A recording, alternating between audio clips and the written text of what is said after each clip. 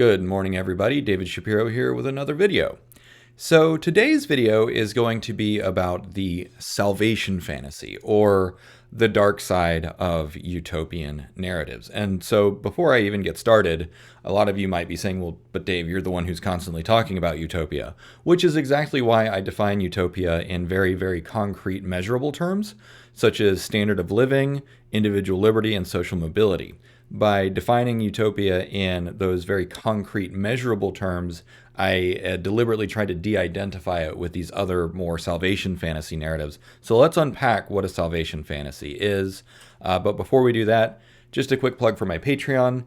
Everything I do is provided for free, no ads, no friction, including my videos and all my code and all my research. But I am 100% dependent upon grassroots support, such as from you. So if you like what I do and want to keep me in business, please go ahead and jump over and support me on Patreon. Okay, with all that, back to the show. So technology fundamentally is, by and large, a good thing. Obviously, we keep doing it despite the double-edged nature of technology. It has a lot of benefits. Health and medicine, communication, transportation, agriculture, and energy, industry. It has solved a tremendous amount of problems. It is generally a foregone conclusion that technology is good for the human race and that technological progress is generally a good thing. But one thing that we need to be aware of is that it's not a panacea. It's not a cure-all. It cannot solve all problems. And in fact, technology often introduces new problems, not the least of which is climate change driven by the technology to extract and use more fossil fuels. Just as a prime example from the Industrial Revolution, and then in the information age, social media. Social media was supposed to bring us all together, but in fact, it has eroded democracy and proved to be a very divisive force in society. And furthermore, it increases anxiety and depression for people that use it. So social media is something that is in my opinion, social media is, if we could uninvent it, we probably should. Okay. Now, what is a salvation fantasy? I'll just read you the definition. Salvation fantasy refers to the deep-seated human desire or belief in a transformational event, entity, or breakthrough that will ultimately solve all of one's problems, eradicating suffering, and lead to an ideal state of existence. This concept encompasses a wide array of contexts, including but not limited to religious narratives. Many religions around the world have a savior or a messiah narrative. And in fact, this is what Frank Herbert did with Dune. The entire point was to be skeptical of savior narratives and messiahs, or deliverance to some kind of paradise or afterlife. Again, this is a global thing. I know that I used Christian iconography, but this is certainly not limited to Christianity. Fictional narratives, hero stories, great journeys, the promised land, usually rescue narratives. And then techno-optimism. So for instance, techno-optimism is the simple belief that technology is a panacea to everything, and that technology will inevitably or likely result in utopia. And then finally, mental health. So the idea of salvation fantasy actually comes from mental health. So for people that have survived severe traumas or cope with severe depression or other mental health issues, there's often what's called a salvation fantasy, which is the idea that if you can just do one more thing or just solve one problem, then suddenly you'll be delivered from all of your suffering, which unfortunately mental illness is not that easy to recover from. Neither is trauma and intergenerational trauma and so on and so forth. But the idea is that there is this hope for the future, and this is critical. Salvation fantasies are about hope. It's about saying, okay, I'm hoping for the alleviation of suffering in the future, and so I'm going to cling to this idea that one day things will be better. But one thing to keep in mind is that it is often an external event or person. So basically something else will change in my outside world that will then make my life infinitely better. Whether it, in the case of religious narratives, there's, the end of the rapture or whatever that some versions of Christianity believe in. And even then, not all divisions of Christianity believe in the rapture. Fictional narratives, the idea that, the hero goes and seizes the magic sword, Frodo throws the ring into the volcano at Mount Doom, and then suddenly the war is over and life is better. Everyone is delivered from the orc hordes. Techno-Optimism, the idea that, full dive VR and genetic engineering and post-humanism and transhumanism will all result in a better future. Not necessarily true. And likewise, we see this with mental health today, with the meteoric rise of legalizing of marijuana and all the research being done into psychedelics. The idea is that these natural-based plant medicines will, basically save society from mental health. And to be fair, there is plenty of evidence that both of those substances, when used correctly, can greatly reduce suffering for many, many people. But that being said, life is still hard. Even if you get rid of those problems, life is still hard. And that's not to diminish the value of technology and these breakthroughs to help. But the idea is that even if they help, they will not get you to an idealized state of existence. So that is the context of what a salvation fantasy is. So let's talk about utopian narratives as a type of salvation fantasy. So in the grand scheme of things, salvation fantasies exist throughout the world and throughout history.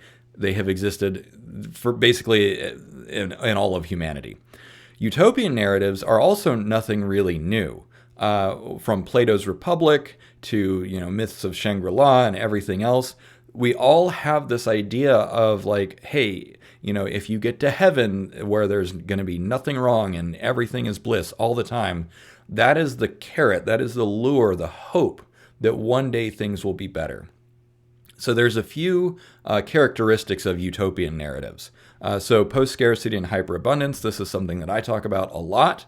And so basically the reason that I'm bringing this up is I want to temper your expectations that while I talk about these things, I also want to urge caution and not really focus on this is going to be a salvation. This is a solution to some problems, but it's not going to solve all problems. Global peace and harmony is another component of salvation fantasies. The idea that we will have the cessation of all conflict is often part of the idea. You see this more in solar punk narratives where the idea is like, oh, get rid of the police state, get rid of all military, everyone lives a hunky-dory life. This is also true of anarchist fantasies and libertarian fantasies where the idea is like, get rid of the state, you don't need it. But this presupposes that, you won't need police forces and militaries and that sort of thing, that you won't need any sort of protection or control or application of force. Total equality and total freedom. So again, the idea that a utopia, or in order to achieve a utopia, then everyone will be equal forever, and that everyone will be completely free forever. Not saying that these are bad ideals to work towards, but the idea is that if you put the cart before the horse, it's not going to go well. Because one, you might just be disappointed, right, when reality doesn't meet expectations. But also, what they say is that the path to hell is paved with good intentions. And then longevity and augmentation. This goes back to transhumanism and posthumanism, the idea that a medical breakthrough will alleviate all of your suffering. And to be fair, this is something that I hope for. I and many other people struggle with chronic health conditions, which it's like, oh man, I would love it if there was a pill or an injection or something that would make my life physically more comfortable. Hopefully we'll get there. But even if that happens, there's still difficulties in life that we'll talk about more. But I just wanted to just kind of unpack what a utopian narrative is. Now, the converse to that is dystopian narratives. And so we have lots and lots of dystopian narratives. The end of days, eschatological myths like Ragnarok, Armageddon, this sort of thing. There's all the antediluvian myths. There's the Bronze Age collapse and all the myths and plays that were created about the Bronze Age collapse. So for those that are not history nerds like I and my wife are, the Bronze Age collapse was basically about 3,200 years ago or around 1200 BCE. And it was a breakdown of the trade and economies all around the Mediterranean, particularly the region between Egypt and Greece. So one of the causes was volcanic eruptions. Another was the breakdown of access to things like tin, which harmed their ability to even make bronze tools, which then harmed agriculture. There was a few droughts and other famines that happened. And so basically what happened for the Bronze Age collapse is that society, as everyone knew it, came completely unraveled. And you entered into like a Mediterranean dark ages that took about 600 to 800 years to recover from. But the wars and raiding and pillaging and the starvation that happened was so traumatic that they kept and told stories about it. And they kept telling those stories to keep the memory of the Bronze Age collapse alive for 1,000 years until they could write about it again. Because literally writing was lost for a while. That's how bad the Bronze Age collapse was. That's why we can't read Linear A and Linear B, or they're not complete. And so dystopian narratives or collapse narratives or apocalyptic narratives, these are the ways that we make sense of the world. They're also about warnings and memory, like I said, and coping with trauma. So in the 20th century, we had World War I and World War II and lots of other conflicts. There is a reason that there have been more movies made about World War II than any other single event in all of history. This is a human instinct to tell stories about traumatic events, to keep that memory alive and to warn people, don't do this again. Now, dystopian narratives also project into the future. They look back as a way of keeping memory and telling stories to transmit lessons across the ages, but we also look forward, and this is where cyberpunk narratives come in, where it's like, hey, let's look at the failures of technology. Let's look at the misuse of technology, the failures of democracy, and the flaws of capitalism, and let's project that into the future to warn ourselves about what's going wrong. Sorry, I meant to advance the slide. So this is the dark side of technology, and that is literally the purpose of cyberpunk. That is why it resonates with us from an evolutionary and unconscious level, is that it basically takes all the unconscious fears that we have and puts them on the screen in front of you so that you can talk about it. That is why we keep talking about movies like iRobot and The Matrix and Terminator, is because those are warnings saying, if we don't fix it, this is a possibility. So all these epic movies that we have, like Terminator and The Matrix and stuff, these are modern myths. These are the stories that we tell ourselves to make sense of the problems that we see. And it's also a way that we can come to cultural consensus about those problems and say, hey, let's avoid that. Let's not go down the dark path. And so some of the problems of technology, I already mentioned social media, big contributor to mental illness, and has also eroded the institutions of democracy. Existential threats created by technology, such as biological weapons, nuclear weapons, and now AI. So we just keep stacking on existential threats to humanity with more technology. Excuse me. So technology is not universally good. It is a double-edged sword. Displacement and exploitation.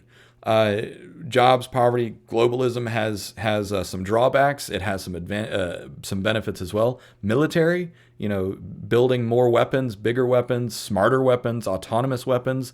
These are not necessarily the uses of technology that we would have preferred to see. When Tesla and Marconi invented the radio, I'm not sure that they could have foreseen the use of radio technology to remotely control drones to drop bombs halfway around the world.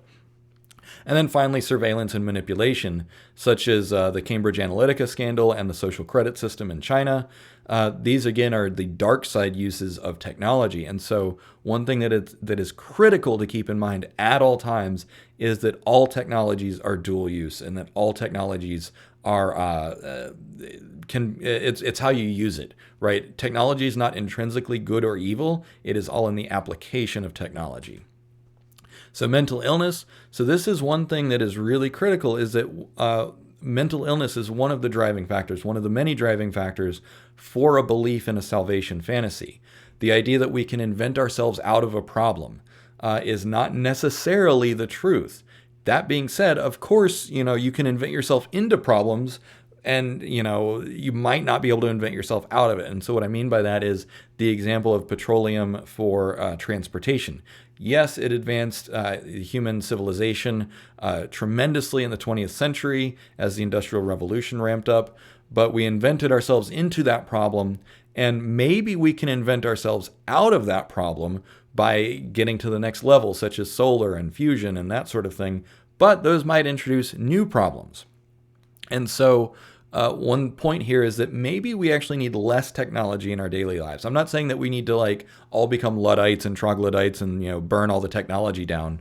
But what I mean is that, for instance, people who use their phone less have demonstrably better mental health and a better outlook in the world, which is why I use digital wellness apps on my phone. So, you know, like yesterday I used my phone for a grand total of an hour. There are some days that I use my phone for a grand total of 15 minutes. And guess what? I definitely feel better on those days. So even though the phone, your smartphone, is a very, very useful piece of technology, it comes with its own risks.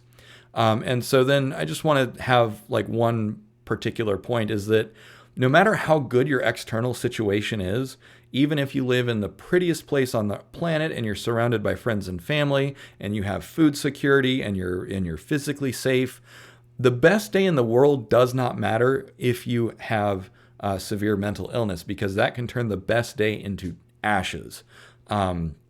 Whether it's trauma, anxiety, depression, loneliness, dysmorphia, and the list goes on and on and on. And so the point is that technology will not solve mental illness on its own. This is the primary struggle that many people have, and this is one of the key things about the false promise of utopian narratives or salvation fantasies, is that you're offered one solution that is not the actual solution that you need, and we'll get more into that later in the video. All right, so a lot of people have asked me to do FDVR videos. And I've been resistant to it because I personally see FDVR as a kind of salvation fantasy. Specifically, it's an escape fantasy. So basically, the real world sucks, so just go into VR. Which this was what the movie Surrogates was about, which was about, you know, basically full dive VR, but in a robotic prosthetic. And then, of course, Ready Player One is probably the most successful book and movie franchise about this thing. But the idea is that, like, using more technology is not necessarily the answer. Like I said, people that use their phones, you know, Americans are near the top globally. We use and I was this way. I use my phone about 5 or 6 hours a day when I put the wellness apps on my phone. And I had no idea that I was using it that much. But maybe saturation with VR is going to be the same and worse. And another thing to keep in mind is that VR is being created and pushed by corporations with a profit motive. They do not have your well-being in mind. They have their bottom line in mind. Now, that's not to say that corporations are intrinsically evil, because, you know, they're just trying to make money like everyone else. But it does elucidate the problem of perverse incentives, where if you have VR or full dive VR or whatever that gives you a more complete sensorium experience, the possibility for addiction is even higher, because, you know, this is a 4.5-inch screen and it's relatively low quality and it's certainly not immersive. But if your phone, that is the tiny little device, can be that addictive, how much worse could it be if you have, you know, it's strapped to your face and it is more immersive? So, you know, my big concern there is just from a biological perspective. Take business out of it altogether and just look at the VR device just on its own, and the way that it completely hijacks the human senses. Because something like 70 to 80% of the information you get about the world comes in through your eyes. A good chunk of the rest comes in through your ears. And then the rest is tactile and orientation, such as proprioception. But, you know, FDVR takes care of vision and orientation because you're moving, right? So you have some proprioception. There's actually scientific evidence that neurologically, when you're in full dive VR, or not full dive VR, but even just VR as it is today, your sense of proprioception changes. You actually feel like you are in that environment. And so VR as it is already gets you most of the way there to just transcending into a different place. So from a biological perspective, this is something that we need to take very seriously. All right, so what are the promises that come from technology today? This is not just FDVR. This could be robotics and AI and everything else. First is unconditional love. right? We've all been aware of Replica and other basically AI girlfriends. And, I know that there are people that use, there are plenty of women that use it on the same side, but I think on balance, more men are interested in AI girlfriends than women are interested in AI boyfriends. And there are, of course, people that are homosexual using it as well. But numerically speaking, I think that the desire for men to have AI girlfriends is probably stronger. Now, that promise of unconditional love is kind of dangerous, because that is basically hijacking a very basic primal human need. If that is going to be provided by a for-profit corporation, can you see the problems there? It could make you basically beholden to that corporation.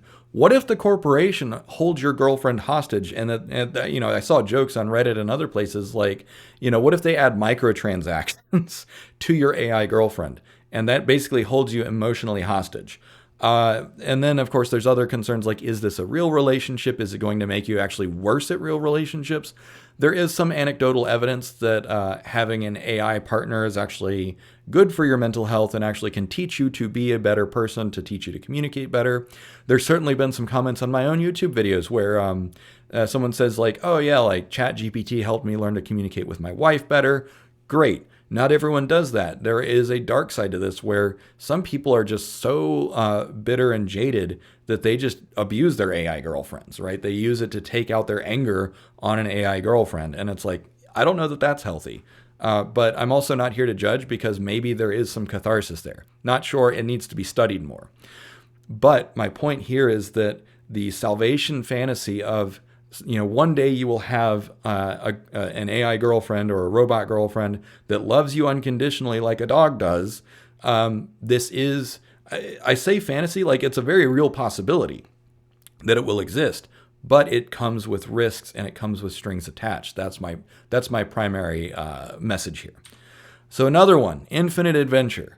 Basically, your AI, friends will be ready to take you on the coolest adventures, and you're going to have the sexy squad that is just whatever, right? They're ready to go at all times. We already see this with video games, right? Like I was playing Gears of War 5, and it's like, oh, cool, you got some cool friends, and you're going on a grand epic adventure. This is going to become even more realistic with VR and full dive VR.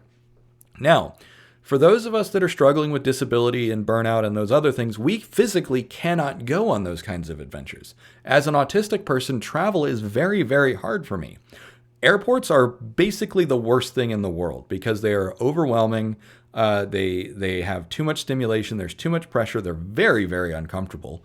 So like even though I have the money, the ability to travel, I still choose not to because traveling is so miserable for me. So while I look forward to the ability to go on these grand adventures with VR and full dive VR, I am also constantly aware of the fact that it is not real. It is a synthetic experience, not unlike going to the movie theater. Now, one thing to consider here is, what if these VR experiences become preferable to reality, and then people want to stay in VR longer and longer? Another question is, does it have the same depth, richness, and impact as the real experiences? And then, of course, there's, loss of interest, loss of physical health, that sort of stuff. Again, I'm not saying that this is not going to happen. I'm not saying that it is a false promise, but I'm saying that this is a very powerful carrot that is going to pull you in and give whoever provides that experience to you power over you. That is the warning I'm issuing here, is that those who provide this VR experience will have that kind of influence and control and power over you. Belonging. Likewise, as AI NPCs become more realistic, it's going to be more than just like your AI girlfriend. It's going to be an entire array of AI friends that are just ready to go on whatever adventure, and they accept you as you are, provide companionship. And again, as an autistic person, I have very few people in the world who actually get me. So the idea is like, wow, wouldn't it be cool if I had AI friends that I could talk to on my level about the things that I care about and go on the adventures that I want to go on? But that is super, super egocentric. Are these superficial relationships? Are they real relationships? Are they parasocial relationships? The thing is once it's real enough, your brain might not be able to tell the difference. And so if it is real enough to you, what does it matter? Now, on the positive side, this could fulfill some very basic intrinsic human needs for connection. Another possibility, though, is that because it could be designed to be very egocentric, it could make you way worse at real relationships. It could make you better at real relationships. Personally, I think it would be interesting to have some realism coded into your NPC friends, where it's like, they're not going to agree with you at all times, right? They're going to push back and say, you know what, like, I actually don't like it when you do that. Maybe those kinds of things could be built in so that even if you do spend a lot of time in VR, you get better at real relationships. I don't know. But my point is that, again, it's a dual-use sword, or a dual-use technology, or double-edged sword, sorry.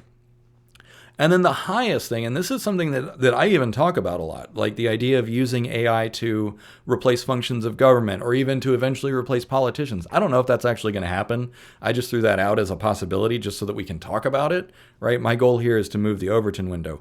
But the idea that AI could come and save us from ourselves, this is the ultimate utopian salvation fantasy, where the idea that we don't trust humans, humans are garbage, let's build a digital god to save us from ourselves. This is also an abdication of responsibility, saying, I can't fix the mess that I made, someone else fix it for me. Which, to be fair, this is true a lot of times in life. We often hire help to fix messes. You hire a lawyer to fix a legal mess. You hire a mechanic to fix a car mess. You hire a doctor to fix your health mess, right? This is what we do. We outsource our help to fix things for us. But the idea is that if you hold this in your mind, even at an unconscious level, if you have this belief that one day a digital savior or a digital god will materialize to save humanity from itself, you might be disappointed. Because this is basically the promise of salvation, and it might be a false promise. Now, that being said, I'm not gonna for a heartbeat say that AI and technology will hurt us more than it will help us. I believe that it absolutely could, on balance, in the grand scheme of things, help us far more than it will hurt us. Because again, social media is dependent on the internet, and on balance, I think the internet is by and large a good thing. But, while the internet can be used for sharing news and scientific research and communicating that sort of stuff, it can also be used to transmit memes and plan, coup attempts and that sort of stuff.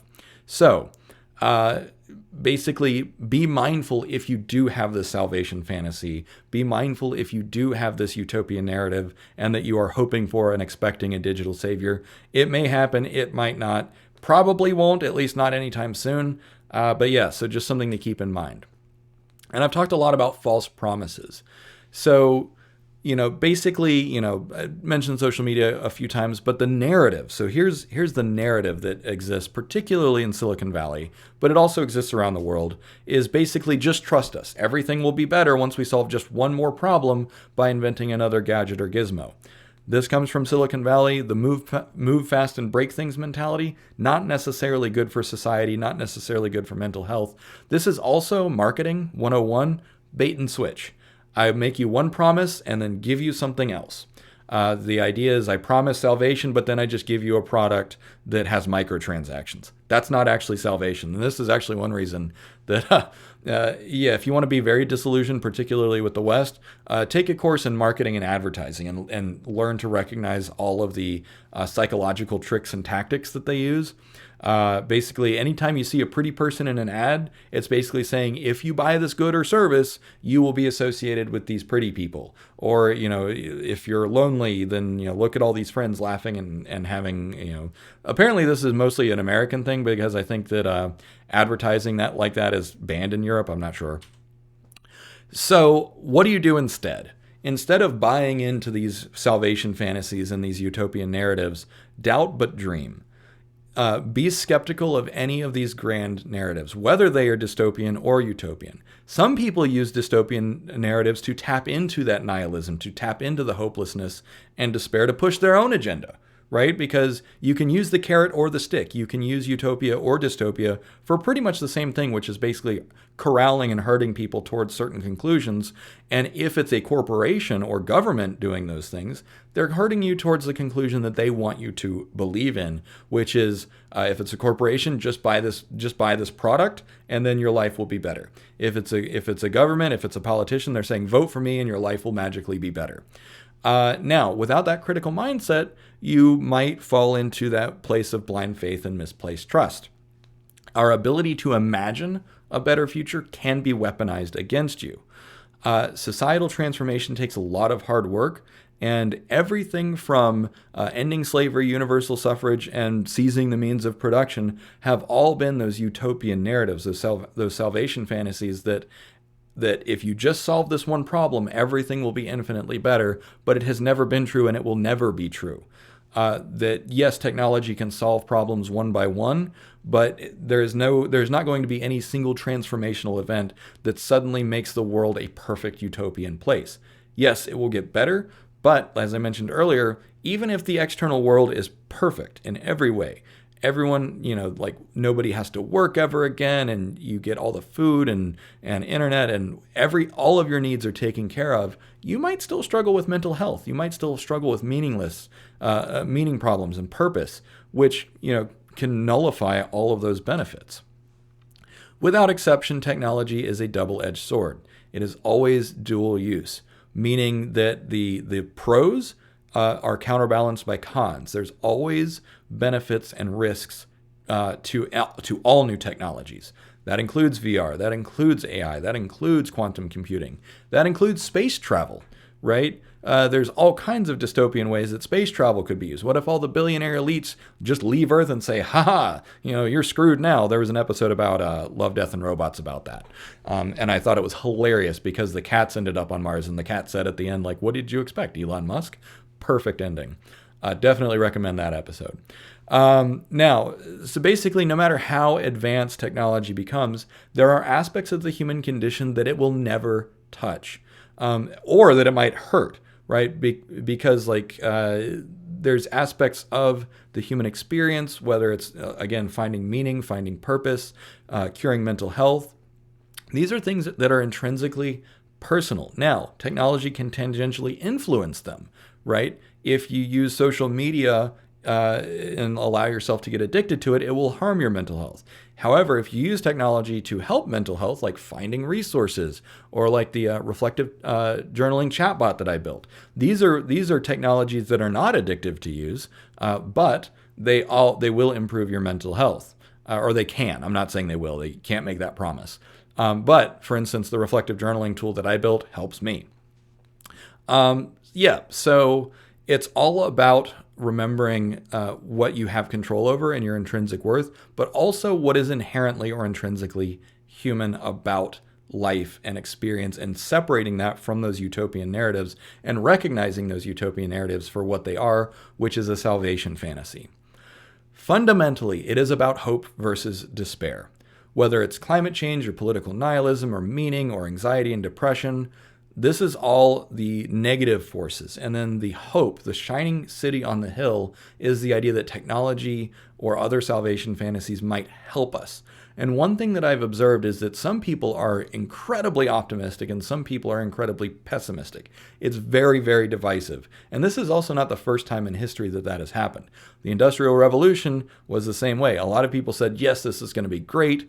We can produce food at industrial scales. But then, of course, there are other people that ended up being harmed. The farmers that were put out of work, the children that were put into factories and that were maimed and disabled and killed by unsafe working conditions, right? So all technological advances come with pros and cons. As Uncle Ben says, with great power comes great responsibility. And unfortunately, there will be no easy answers to any of this. Meaning, purpose, and healing are up to the individual. No amount of technology can fix that for you. And even worse, whether it's hope or despair, whether you have optimism or pessimism, those can be weaponized against you and used to exploit either your vote or your wallet or whatever else. So be wary of the doomer narratives, be wary of the utopian narratives. Some people honestly believe that, the world is completely screwed, but the fact that they keep broadcasting these utopian narratives or these doomer narratives, basically that shapes the way that people react to everything else. And it's like, well, we're screwed anyway, so what does it matter? I don't know that that's true. Likewise, the promise that AI is going to solve everything for everyone forever, also not necessarily true. The truth is often, unfortunately, more nuanced, more gray, and usually actually a little more boring. Right? Like the perfect utopian future versus the extinction narrative. Reality will probably be somewhere in between those two. So thanks for watching. I hope you got a lot out of this. Like, subscribe, etc., etc., etc. You know the drill. Cheers.